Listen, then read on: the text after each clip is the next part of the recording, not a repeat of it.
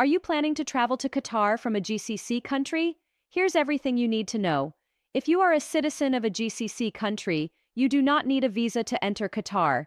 You can travel freely. However, if you are a GCC resident, you must apply for a Qatar eVisa before your trip. Qatar offers different visa options for GCC residents. The GCC Resident eVisa allows you to stay for up to 30 days, and it can be extended. There is also a companion visa for family members traveling with a GCC citizen. And for land travel, there is a special visa option for truck drivers and their assistants. To apply, you will need a passport valid for at least 6 months, a GCC residence permit valid for at least 3 months, a confirmed flight ticket, proof of accommodation, and valid health insurance for your stay. The process is simple.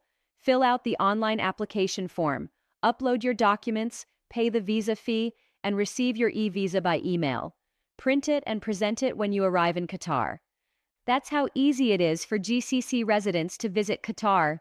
Apply online and get ready for your trip.